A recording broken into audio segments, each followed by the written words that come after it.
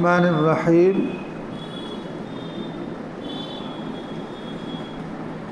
فقی ابو اللیث سمرقندی رحمۃ اللہ علیہ فقی بھی ہیں اور صوفی بھی ہیں۔ انہوں نے اپنی سند کے ساتھ حضرت جابر بن عبداللہ رضی اللہ تعالیٰ عنہ سے روایت کی نقل کی ہے کہ میں نے رسول اللہ صلی اللہ علیہ وسلم کو ارشاد فرماتے ہوئے سنا کہ اللہ تعالیٰ نے حضرت موسیٰ علیہ السلام کو جو تختیاں عطا فرمائی تھی ان میں 10 باب تھے۔ پہلی تختی کا جو مضمون تھا وہ یہ تھا کہ موسیٰ میرے ساتھ کسی کو ہرگز شریک مت کرنا۔ اور ظاہر بات ہے کہ اللہ تبارک و تعالی ہر گناہ کو معاف کر دے گا لیکن شرک کو معاف نہیں کرے گا، جبکہ اللہ تبارک و تعالیٰ کی ذات بڑی کریم بڑی رحیم، وہ ستار العیوب غفار الذنوب ہے۔ اس کے باوجود اگر کوئی اللہ تبارک و تعالیٰ کے ساتھ شرک کر رہا ہے، شرک چاہے صفات میں ہو اور چاہے ذات میں ہو، اللہ تبارک و تعالیٰ اس کو معاف نہیں کرے گا۔ خود اللہ تبارک و تعالیٰ نے یہ بات قرآن میں بیان فرما دی ہے کہ وہ مشرک کو معاف نہیں کروں گا، چاہے کتنا بڑا گنہگار کیوں نہ ہو اس کو معاف کر دیا جائے گا۔ تو پہلی نصیحت کیا تھی کہ موسیٰ میرے ساتھ کسی کو ہرگز شریک نہ کرنا۔ میری طرف سے یہ فیصلہ ہو چکا ہے کہ آگ مشرکین کے چہروں کو جھلس دے گی۔ مشرکین چونکہ انہوں نے اللہ کے ساتھ شرک کیا تو اللہ تبارک و تعالیٰ نے خود بیان فرما دیا کہ مشرک کو معاف نہیں کیا جائے گا، تو لہذا ان کو آگ میں یقیناً ڈالا جائے گا۔ جہنم جو ہے وہ در حقیقت تیار ہی کی گئی ہے مشرکین و کافرین کے لیے۔ اللہ تعالیٰ نے جہنم کو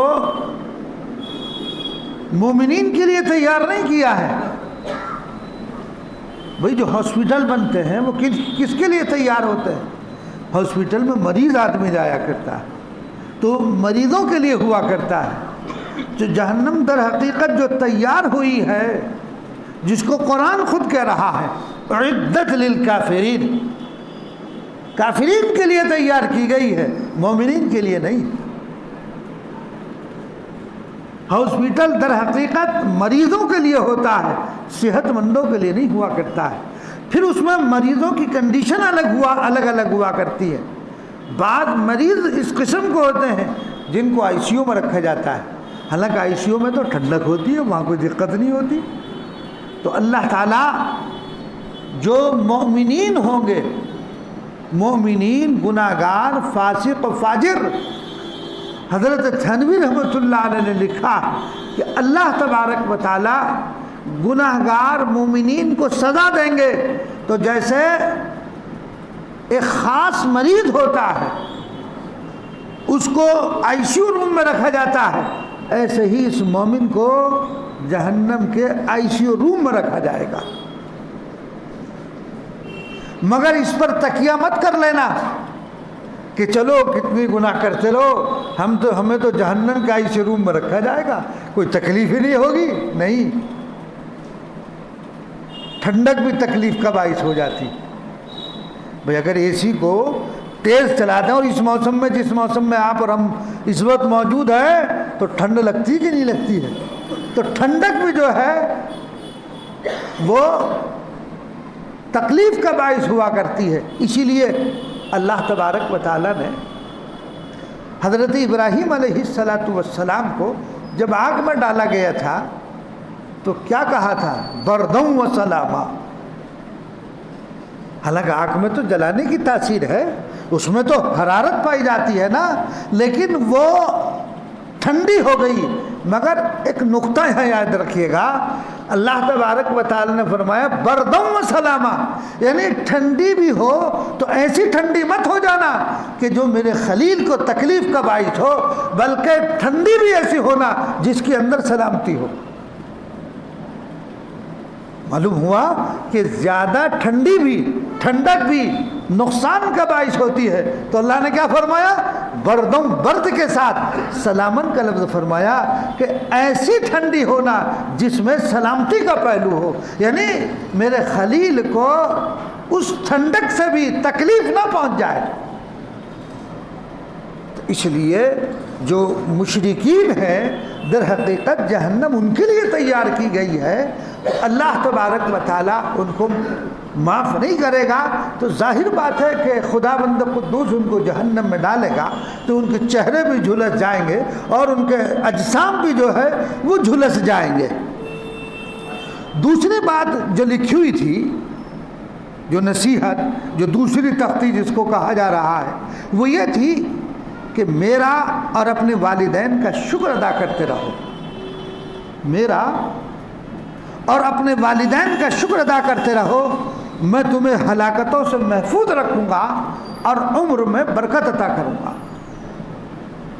اللہ کا شکر، ظاہر بات ہے کہ انسان کے وجود میں آنے کا ذریعہ در حقیقت اللہ ہے، اللہ ہی نے انسان کو وجود دیا، وما خلقت الجن والانس الا لیعبدون، تو پیدائش، خلقت کس نے کی؟ اللہ نے، تو ظاہر بات ہے اس کا تو شکر کرنا ہی کرنا ہے۔ اور ظاہری طور پر انسان کے وجود میں آنے کا ذریعہ والدین ہے، اس لیے والدین بھی شکر کا مستحق ہے کہ وہ ظاہری طور پر میرے وجود میں آنے کا ذریعہ وہی ہے، حقیقتاً تو پیدا کرنے والی ذات اللہ تبارک و تعالیٰ کی ہے، اس لیے وہ شکر کا مستحق ہے، اور وہ زیادہ مستحق ہے۔ کیوں کہ جن ظاہری واسطے سے، ظاہری جو واسطہ والدین کا ہے، ان کو بھی پیدا کرنے والا وہی ہے، تو وہ تو زیادہ شکر کا مستحق ہے، تو زیادہ والدین کا شکر بھی ادا کرتے رہو، اللہ کا شکر بھی ادا کرتے رہو، اور جب تم یہ شکر ادا کرو گے اللہ تمہیں ہلاکتوں سے محفوظ رکھیں گے۔ بھئی جب تم اللہ کا شکر ادا کرو گے تو ظاہر بات ہے خدا بند قدوس تمہیں ہلاکت سے بچا لیں گے۔ اسی لیے چلتے پھرتے، میں نے تفسیر میں بھی آپ کو بتایا تھا کہ چلتے پھرتے اٹھتے بیٹھتے یہ کہتے رہا کرو اللہم لک الحمد ولک الشکر، اللہم لک الحمد ولک الشکر، اے اللہ تمام تعریف آپ ہی کے لیے ہیں اور تمام شکر بھی آپ ہی کے لیے ہے، تمام شکر، تمام تعریف بھی اللہ ہی کے لیے اور تمام شکر بھی اللہ ہی کے لیے ہے۔ تو اس لیے انسان اللہ تبارک و تعالیٰ کا شکر ادا کرتا رہے، اور یہ بات قرآن کہہ رہا ہے وَلَئِن شَكَرْتُمْ لَأَزِيدَنَّكُمْ، جب تم شکر ادا کرو گے، جس نعمت پر شکر ادا کر دو گے، اللہ اس نعمت میں مزید بڑھوتری عطا فرمائیں گے، اللہ اس نعمت میں اضافہ فرمائیں گے اس شکر کی وجہ سے کہ یہ میرا بندہ میری نعمتوں کا شکر ادا کر رہا ہے، ہر نعمت پر شکر ادا کرتا ہے، اٹھتے بیٹھتے چلتے پھرتے یہ میرا شکر ادا کر رہا ہے، تو کیا اللہ تعالیٰ اس کو اپنی عنایتوں سے اور اس کو اپنی مہربانیوں سے نہیں نوازیں گے؟ ضرور نوازیں گے۔ تو شکر کی وجہ سے اللہ ہلاکتوں سے محفوظ رکھے گا، عمر میں برکت اور دنیا میں پاکیزہ زندگی کے ساتھ ساتھ زندہ رکھوں گا، پھر اس سے پاکیزہ زندگی کی طرف منتقل کر دوں گا، دنیاوی زندگی بھی پاکیزہ، اور ظاہر بات ہے کہ آخرت کی زندگی تو بہتر ہی بہتر زندگی ہے، اگر ہمارا داخلہ ڈائریکٹ جنت میں ہو گیا تو اس سے بہتر زندگی تو کوئی ہے ہی نہیں، اس سے بہتر دار تو کوئی ہے ہی نہیں، تو سب سے بہترین دار جنت ہے۔ تو اس لیے جب دنیاوی زندگی کو اللہ پاکیزہ فرما دیں گے تو آخرت کی زندگی بھی انشاءاللہ ثم انشاءاللہ پاکیزہ ہوگی۔ تیسری بات یہ تھی اس کے اندر کہ کسی ایسے نفس کو قتل نہ کرنا جس کو میں نے حرام کیا ہے.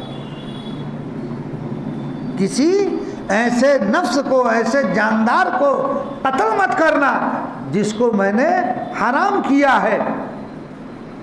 آج عام طور سے ہو رہا ہے، انسان کو مار رہا ہے. اللہ تبارک و تعالیٰ نے انسان کے قتل کو تو حرام قرار دیا نا. بھائی کو مار رہا ہے. دیکھ لیجیے اخبارات میں روز آتا ہے کہ شوہر نے بیوی کا گلا گھونٹ کر مار دیا، لڑکے نے ماں باپ کا گلا گھونٹ کر مار دیا، باپ نے بیوی اور بچوں کو گلا گھونٹ کر مار دیا، گولی سے مار دیا. یہ واقعات آپ روزانہ اپنے کانوں سے سن رہے ہیں اور اخبارات میں روزانہ آپ پڑھ رہے ہیں، اور میڈیا پر بھی یہ چیزیں نشر ہو رہی ہیں، سب آپ دیکھ رہے ہیں. تو دیکھیے اللہ تبارک و تعالیٰ نے جس کے قتل کو حرام قرار دیا تھا، آج انسان اس کو بڑی خوشی کے ساتھ کر رہا. یعنی یہ ایک فیشن ہو گیا، یہ ایک فیشن ہو گیا. ابھی کل ہی کا تو واقعہ ہے کہ 2000 روپے، صرف 2000 روپے کا دکاندار کا کچھ معاملہ تھا. ایک مسلمان کا غیر مسلم نے گولی مار دی اس کا، صرف 2000 روپے کا مسئلہ. گویا کہ انسان کی جان سب سے سستی ہو چکی ہے، کوئی ویلیو نہیں ہے انسان کی. جو جہاں چاہتا ہے، جس کو چاہتا ہے مار دیتا. یعنی کوئی ڈر، کوئی خوف کسی بھی قسم کا نہیں ہے. اور ایک طبقہ تو وہ ہے خاص طبقہ، وہ تو ڈر ہی نہیں رہا کسی سے.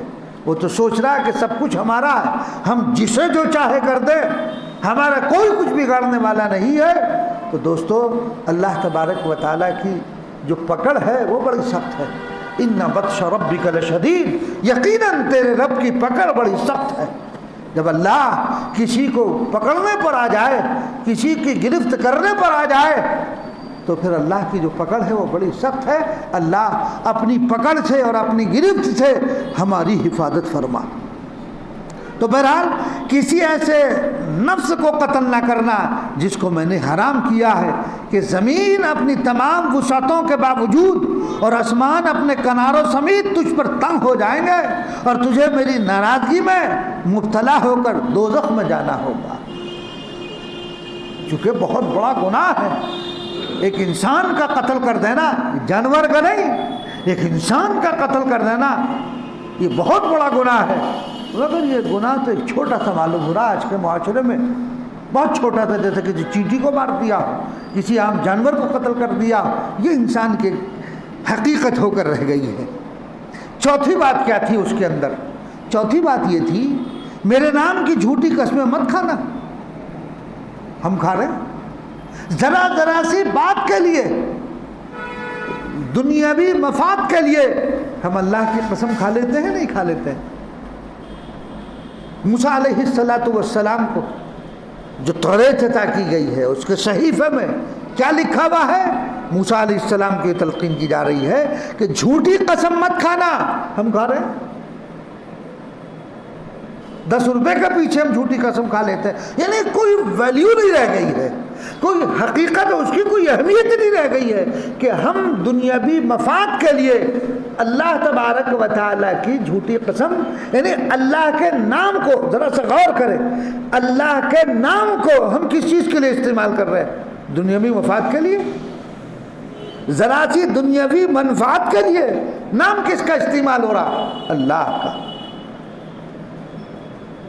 اللہ کا نام استعمال کیا جا رہا ہے. کتنی بری بات ہے. اگر ہمارے بڑے آبا اور اجداد ایک اونچے لیول کے افراد ہوں اور ان کے پوتے اور پوتیاں اور نواسے اور نواسیاں کوئی غلط کام کریں، کوئی غلط کام کریں تو دھبا کہاں لگتا ہے؟ یہ کس کے پوتے ہیں، کس کے بیٹے ہیں، کس کے نواسے ہیں؟ آدمی دیکھتا ہے یار یہ ایسے آدمی کا پوتا ہے، ایسے عالم کا پوتا ہے، ایسے دیندار کا پوتا ہے، اور اس سے پھر یہ حرکت ہے نا، نسبت کہاں جا رہی ہے؟ تو قسم کھا رہا ہے اللہ کی اپنے مفادات کے لیے، اور وہ مفادات بھی غلط، جھوٹی قسم کھا لی. یعنی جھوٹی قسم کھانا ہمارے لیے ایک عام بات ہو گئی ہے. حالانکہ آیات شریفہ اور احادیث میں بڑی سخت وعید آئی ہے. تو اس لیے جھوٹی قسم کھانے سے بھی پرہیز کیا جائے. آج کچہری میں آپ چلے جائیے, وہ جھوٹے گواہ تیار ملے, انہیں تھوڑے سے پیسے دو, گواہ تیار ہے. وہی کہیں باہر سے لانے کی ضرورت نہیں, کچہریوں میں تیار ہے. کوئی مقدمہ ہوا, کیسا ہی مقدمہ ہو, وہاں پھر رہے ہیں, انہیں 1000 2000 روپے پکڑا اور وہ آپ کے گواہ بن کر تیار ہو جائیں گے. بڑی سخت وعید ہے. تو اس لیے آدمی جو ہے کبھی بھی جھوٹی قسم نہ کھائے. کچھ بھی ہو جائے, کتنا ہی نقصان ہو جائے, اس کی پرواہ نہ کرے آدمی, لیکن قسم جھوٹی مت کھائے. اللہ کے نام کا غلط استعمال نہ کرے. اور یہ تو جھوٹی قسم کھانا ایک تو یہ بھی برا ہے. دوسرے, نہ ہی کسی گناہ کے موقع پر قسم کھانا. گناہ کر لیا پھر قسم کھا رہا, خدا کی قسم میں نے نہیں کیا. یعنی ڈبل گناہ, دوہرا گناہ ہو گیا. ایک تو گناہ کرنے کا گناہ ہوا, دوسرے جھوٹی قسم کھا رہا. باپ نے پوچھا بیٹا کہاں سے آ رہے ہو, فلم دیکھ کے آ رہے ہیں. کہہ رہے ابا میں مسجد سے آ رہا ہوں. ہو گئی جھوٹی بات, اور قسم بھی کھا رہا اس وقت. باپ کہہ رہا کہ بھائی اس وقت کون سی نماز ہو رہی تھی؟ بھائی 11 بجے گھر میں گھسے, 12 بجے گھر میں گھسے, تم مسجد کا نام لے رہے ہو, تو کون سی نماز ہو رہی تھی؟ تو آ رہا ہے کہیں سے. ایک تو وہ گناہ ہوا جو گناہ کر کے آ رہا ہے, دوسرے اس گناہ پر جھوٹی قسم کھا رہا ہے. یہ ڈبل اور دوہرا گناہ ہو گیا. اصل بات کیا ہے کہ ہم جو جھوٹی قسم کھا رہے ہیں یا غلط کام کر رہے ہیں, ہمیں کچھ ہوتا ہوا نظر نہیں آ رہا. یہ جھوٹی قسم کھا لی, کوئی بات نہیں. گناہ کر لیا, کچھ نہیں, ہمارا کچھ بگڑ نہیں رہا. اس لیے ہم آزاد ہو رہے ہیں. جب ہو اسلامی حکومت اور وہ جھوٹ بولے یا گناہ کا کام کرے, کوئی ایسا کام کرے جو شرعاً بہت بڑا جرم ہو اور اس پر سزا دی جائے, تو پتہ چلے آدمی کو کہ شرعی کام ہے کیا اصل. اب تو یہ کہ من مانی زندگی گزار رہے ہیں, کوئی کہنے والا نہیں, کوئی سننے والا نہیں. کوئی کسی نے کہہ دیا بس اس حد تک کہ بھئی چلو یہ کام گناہ ہے مت کرنا. بتانے والے نے بتا دیا, ادھر کو سنا اور ادھر کو نکال دیا. باقی کہاں کا عمل اور کہاں کی فکر اور کہاں کا احساس, وہ سب ختم ہے. جب ڈنڈا پڑتا ہے تب آدمی کو یاد رہتا ہے کہ اوفو یہ تو بڑی غلطی میں نے کر لی ہے. پھر کبھی نہیں کرے گا انسان, پھر وہ غلطی کبھی نہیں کرے گا. لیکن اب غلطی پر غلطی کیے جا رہا ہے, اس لیے کہ ڈر کسی کا ہے ہی نہیں. جب ڈر کسی کا ہے نہیں, اصل چیز تو اللہ کا ڈر ہے. کوئی ہمیں کچھ کہے نہ کہے, منع کرے یا نہ کرے, اصل تو اللہ کا ڈر ہمارے دل میں ہونا چاہیے تھا. جب اللہ کا ڈر ہمارے دل میں ہوگا تو ظاہر بات ہے نہ انسان جھوٹی قسم کھائے گا, نہ انسان گناہ کے کام کرے گا, بلکہ اس اللہ کے ڈر کی وجہ سے ان گناہوں سے اجتناب کرے گا اور پرہیز کرے گا. ایک بات اور لکھی ہوئی تھی اس میں, وہ کیا, میں نے لوگوں کو جو کچھ دے رکھا ہے اس پر حسد نہ کرنا کہ حاسد میری نعمت کا دشمن, میرے فیصلے کو رد کرنے والا. بھائی کسی کو اللہ نے دولت سے نواز دیا, کسی کو علم سے نواز دیا, تو یہ نوازنے والا کون ہے؟ اللہ ہے نا. کیوں حسد کر رہا؟ گویا کہ اللہ کے فیصلے کو رد کر رہا ہے. بھئی یہ تقدیر خدا بندی ہے کہ اللہ نے آپ کو پیسہ دیا, آپ کو مالدار نہیں بنایا, اللہ نے آپ کو علم و فضل سے آراستہ اور پیراستہ کر دیا, آپ کو صاحب جائیداد صاحب ثروت بنا دیا. اب میں بلا وجہ حسد کروں کہ اللہ نے اس کو کیوں دیا, تو گویا کہ اللہ کی تقسیم پر آپ کو اعتراض ہے. بھئی یہ اعتراض تو در حقیقت اللہ پر ہے. بھئی اللہ نے مجھے مال دے دیا, میرے پاس سب کچھ اللہ نے مجھے دے دیا, تم کیوں حسد کر رہے ہو؟ بھئی یہ حسد کرنا در حقیقت اللہ کے فیصلے پر اعتراض ہے کہ اللہ نے انہیں کیوں دے دیا. یہ تو مرضی مولا ہے, جس کو چاہے دے دے. آپ کون ہوتے ہیں؟ تو اس لیے انسان کو حسد نہیں کرنا چاہیے. اگر وہ ایسا کر رہا گویا کہ اللہ تبارک و تعالیٰ کے فیصلے سے ناراض ہے. اللہ کے فیصلے سے وہ کیا ہے؟ ناراض ہے. وہ اللہ کی تقسیم سے ناراض ہے. تم کیوں ناراض ہو رہے ہو؟ تم کیوں حسد میں گھل رہے ہو؟ اللہ نے جس کو جو دینا تھا وہ دے دیا. تم بھی خوش رہو کہ بھئی جو اللہ نے میرے مقدر میں لکھا وہ مجھے ملے گا اور مل رہا ہے، اور جو اس کے مقدر میں لکھا ہے اللہ نے اس کو مل رہا اور ملے گا. میں کیوں اس پر حسد کروں اور میں کیوں جلن اپنے دل میں محسوس کروں اور میں کیوں حسد کی آگ اپنے دل میں جلاؤں؟ اس لیے کہ یہ تو اللہ کی تقسیم پر اعتراض ہے. یہ تو اللہ کے نوازنے کی بات ہے کہ اللہ تبارک و تعالیٰ کس کو کیا دے دے اور کس کو کیا نہیں دے دے.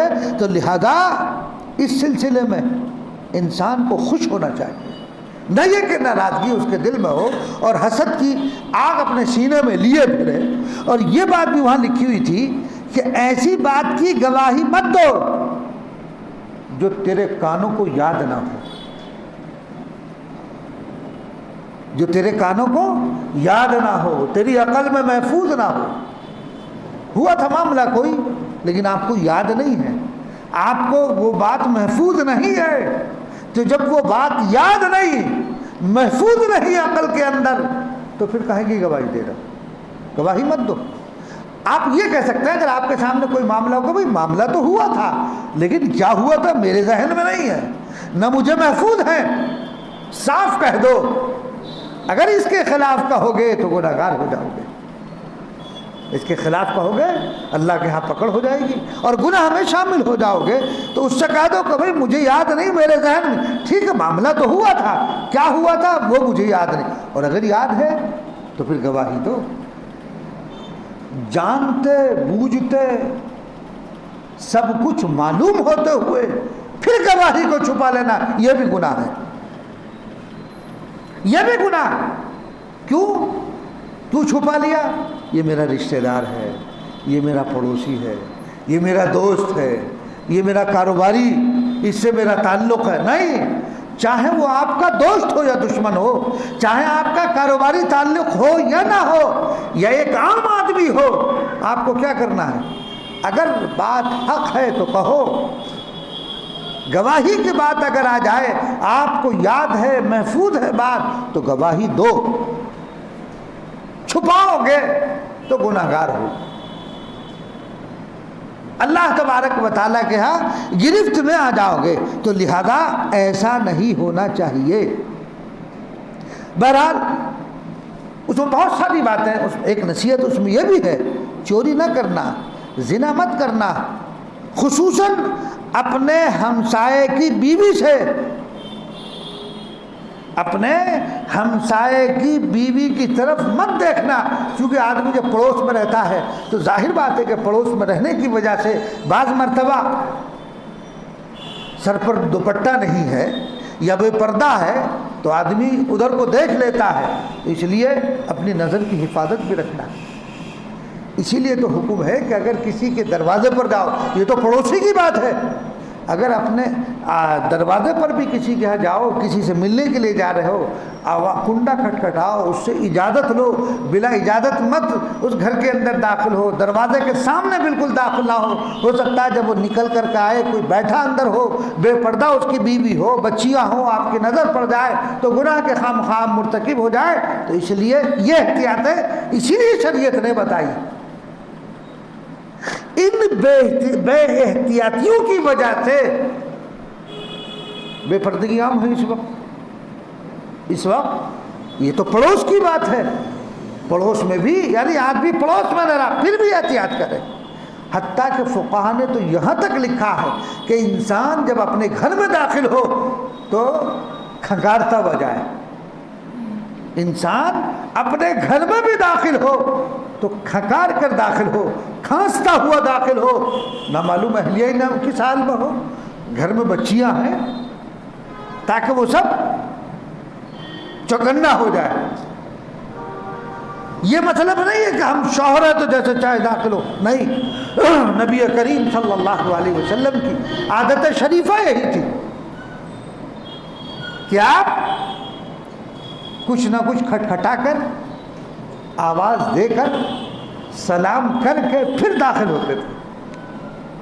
تو اس لیے اپنے گھر میں بھی بغیر آواز دیے داخل نہیں ہونا چاہیے، کنڈا کھٹکھٹا کر، کھانس کر، ہے نا، یعنی ایسا کوئی کام کرو جس سے گھر والوں کو پتہ چل جائے کہ ہاں ہمارے گھر میں ہمارے والد آ رہے ہیں، ہمارے شوہر آ رہے ہیں، داخل ہو رہے ہیں۔ تو اپنے گھر میں بھی بغیر کھنکارے کھانسے داخل نہیں ہونا چاہیے، کہ جائے کہ کسی غیر محرم کو اپنے گھر میں داخل کر دیا جائے یا وہ داخل ہو جائے۔ آج کل عام طور سے اللہ تعالیٰ معاف فرمائے، عام طور سے یہ ہے، تایا داد، خالہ داد، پھوپھی داد، ماموں داد، یہ جتنے بھی داد ہیں ان سے پردہ نہیں کرتے۔ کیوں؟ یہ تو ہمارے بھائی ہیں، کوئی اجنبی جلد سے تمہارے گھر میں داخل نہیں ہو سکتا، اپنے ہی تو داخل ہوں گے، اور اپنوں ہی سے پھر واقعات ہوتے ہیں۔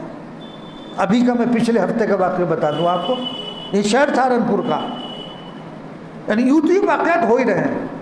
دیور بھابھی کو لے کے بھاگ گیا، یعنی اس کے بھی 5 بچے اور لے کے بھاگ گیا، اور وہ چلی گئی اس کے ساتھ۔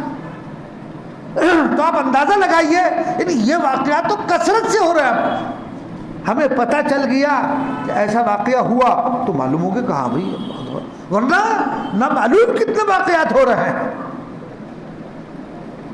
وہ تو لے کے بھاگا، گھر میں رہتے رہتے ہوئے ناجائز تعلقات قائم ہو رہے ہیں، پتہ بھی نہیں کسی کو۔ بھائی کام پر گیا، معلوم ہوا کہ ادھر کچھ اور ہو رہا، چل رہا آپس میں۔ اس طرح کی شکلیں عام ہوتی جا رہی ہیں۔ جب ہم بے پردگی اپنے گھر کے اندر خود کریں گے تو ظاہر بات ہے پھر تو تایا داد، پھوپھی داد، ماموں داد وہ بھی بے پردہ آئیں گے۔ اور آج کے دور میں اگر دیور سے کا پردہ کرنے لگے کہ اچھا ہم سے بھی پردہ کر رہی ہے، یعنی اس کو عیب سمجھا جاتا ہے، اس کو برا سمجھا جاتا ہے۔ جبکہ حدیث میں ہے، اللہ کے رسول صلی اللہ علیہ وسلم فرما رہے الحم والموت، دیور جیٹ یہ نندو یہ کیسا ہے؟ ایسا ہے جیسے موت، جیسے موت سے آدمی بچتا نا ایسے ان سے بچو، لیکن کوئی نہیں بچتا، کوئی نہیں بچتا ہے۔ اور اس دور میں مسئلہ پوچھے تو کہے یار یہ کہاں کا مولوی آ گیا، بتاؤ کہ دیور سے کوئی پردہ ہوتا ہے؟ گھر میں رہنے اس سے کیسے پردہ کریں گے؟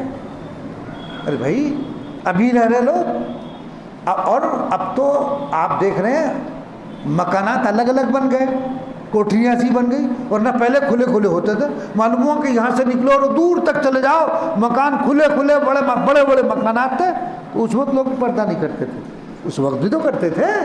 اب تو اور زیادہ حفاظت کی جگہیں میں موجود ہیں، اس وقت تو اس طرح کی چیزیں تھی بھی نہیں، اور پھر اتنا اہتمام تھا۔ بات دراصل اہتمام کی ہے۔ آپ پردہ کرائیں گے تو بیوی بھی کرے گی، بچے بھی کریں گے، اور آپ جب پہلے دن بعد شادی ہوتے ہی اسے ہنی مون پہ لے جائیں گے اور بے پردہ گھمائیں گے اور فوٹوز لیے جائیں گے، ویڈیوز اس کی بنائی جائیں گی، پھر آپ کل کو کہیں گے کہ بیوی جی پردہ کرو، تو بیوی کیا کہے گی؟ تمہاری عقل پہ پردہ پڑ گیا کیا؟ کل تو مجھے گھما کے لا رہے تھے، ویڈیو بن رہی تھی، آج کہہ رہو پردہ کرو۔ تو بے پردہ تو ہم بنا رہے ہیں، بے پردہ ہم بنا رہے ہیں۔ تو اس لیے دوستو یہ جو آج واقعات رونما ہو رہے ہیں، اللہ تعالیٰ ہمارے بچوں کی، آپ کے بچوں کی حفاظت فرمائے۔ یہ جو واقعات رونما ہو رہے ہیں آپ دیکھ رہے ہیں، یعنی مرتد تک ہو رہے ہیں، اس کی بنیادی وجہ یہ ہے کہ ہم اپنے بچوں کو دینی تعلیم سے ناچنا رکھ رہے ہیں، ہم ان کو دینی تعلیم نہیں دے رہے، ہم اپنے گھروں کا اپنے گھر کے ماحول کو دینی ماحول نہیں بنا رہے ہیں، ہم اپنے بچوں کی تربیت دینی رخ سے نہیں کر پا رہے ہیں، اور ان کو آزادی دی جا رہی ہے۔ جیسا ماڈرن زمانہ ہے، ذرا سا آزادی، بچے آزادی سے گھوم پھرنے، یہ ہو رہا گھوم پھر کر کے کھڑے ہو کر ہی سہارنپور کی عدالت میں ایک غیر مسلم کے ساتھ چلی جاتی ہے ایک لڑکی، یہی محلے کی، یہ دوسرے محلے کی، جا کر کے باپ کے خلاف بیان دیتی ہے، باپ سامنے کھڑا ہوا رو رہا۔ ایسی بے غیرتی کہاں سے پیدا ہوئی؟ کہاں سے پیدا ہوئی؟ دونوں موبائل ہے نا، اینڈرائڈ موبائل دیے جا رہے ہیں، لے بیٹے بات کر جس سے چاہے، ہاں کیا مطلب ہے موبائل کا؟ بچیوں کو موبائل کے ساتھ کیا تعلق ہے؟ کیوں آپ اتنی آزادی ان کو دے رہے ہو جو اس حد تک وہ پہنچ جا رہی ہے؟ قصور آپ کا ہے، آپ نے ان کو آزادی بچپن سے دی تو اب نتیجہ یہ ہوا وہ آزادی پک گئی، اب ان کو روکنا چاہتے وہ رک نہیں رہی۔ تو اس لیے دوستو دینی ماحول بناؤ، اپنے گھروں کا ماحول دینی بناؤ، دینی تعلیمات سے بچوں اور بچیوں کو آشنا کرو، ان کے عقائد کو درست کرو۔ جب آپ نہیں کریں گے تو کون کرے گا؟ پھر یہی صورتحال پیدا ہوگی جو ہو رہی ہے۔ اللہ آپ کی، ہم سب کے بچوں کی اللہ تبارک و تعالی حفاظت فرمائے۔ تو یہ بے پردگی جب ہوتی ہے، یہی رفتہ رفتہ تو زنا کے دروازے اسی طرح چوپٹ کھلتے چلے جاتے ہیں، زنا کے دروازے چوپٹ اسی طرح کھلتے چلے جاتے ہیں۔ اور یہ دیکھیے آپ، پہلے سہارنپور میں نہیں تھے، اب کھل گئے سہارنپور میں بھی، بڑے بڑے شہروں میں کہیں سننے کو ملتا تھا، اب تو ہر جگہ عام ہے، کیونکہ ہم نے نکاح کو اتنا مشکل کر دیا کہ جب تک 10-20 تولہ سونا نہ ہو، جب تک پورا جہیز نہ ہو، اور جہیز میں یہ سامان نہ ہو، شادی نہیں ہو سکتی ہے۔ لڑکا بھی سوچتا ہے کہ جب تک 5-7 تولہ سونے کا انتظام نہ ہو جائے، بڑھیا مکان کا انتظام نہ ہو جائے، فلاں چیزوں کا انتظام نہ ہو جائے، تو اب لاکھوں روپیہ لگ رہا ہے شادی میں، زنا ہزاروں میں ہو جاتا ہے نا۔ وہ زنا سے اپنے نفسانی خواہش کو جا کر کے چوپالگاہوں میں پورا کر رہا ہے، اور نکاح کو ہمارے اس معاشرے نے مشکل بنا دیا۔ زنا آسان، یعنی دیکھیے شریعت کی نزاکت دیکھیے، اللہ تبارک و تعالیٰ نے 4 نکاح کی اجازت دی، کیوں؟ زنا کے دروازے کو بند کرنے کے لیے۔ زنا کے دروازے کو بند کیا گیا، آسان کر دیا، اور نکاح کو آسان بنایا، نکاح کو آسان بنایا۔ بھئی نکاح میں کیا ہے؟ لڑکا 2 اس کے ساتھ آدمی آ جائیں، مسجد میں نکاح ہو جائے، رخصت کر کے وہ اپنے گھر والے کو لے جائے۔ حقوق کی ادائیگی پر جو قدرت وغیرہ وہ جو شرائط ہیں وہ تو ہیں، لیکن اتنا آسان ہے آسان نکاح؟ ہم نے اسی نکاح کو مشکل کر دیا۔ یعنی شریعت نے نکاح کو آسان کر کے زنا کا دروازہ بند کیا، حتیٰ کہ 4 کی اجازت دے دی شرائط کے ساتھ، اور ہم نے کیا کیا؟ نکاح کو مشکل کر دیا۔ جب تک اتنے جوڑے نہ ہو، اتنے چپل نہ ہو، اور اتنے یہ سامان نہ ہو، تب نکاح نہیں ہو سکتا ہے۔ ایسا معاشرہ ہمارا بن گیا۔ اب وہ بیچارہ جو ہم جیسا کرنا بھی چاہے تو کوئی کرنے کے لیے تیار نہیں، اس لیے کہ معاشرہ ایسا ہے کہ صاحب جہیز لازمی ہو گیا، کوئی 4 پہیوں والی مانگے، کوئی 2 پہیوں والی مانگے۔ ارے جو اللہ نے قدرتاً پال کر تمہیں اپنی بچی کو دے رہا ہے وہ کچھ نہیں اس کے نزدیک، اس کے نزدیک وہ کچھ نہیں ہے، ساز و سامان، سب کچھ یہ ساز و سامان ہے۔ شادی نہ، جہیز نہ دیا جائے، بچی کو پھر پریشان کرنا، ماں باپ کے لیے ایک ٹینشن کھڑی ہو گئی۔ بہرحال یہ تمام چیزیں سب اسی سے پیدا ہوتی ہیں۔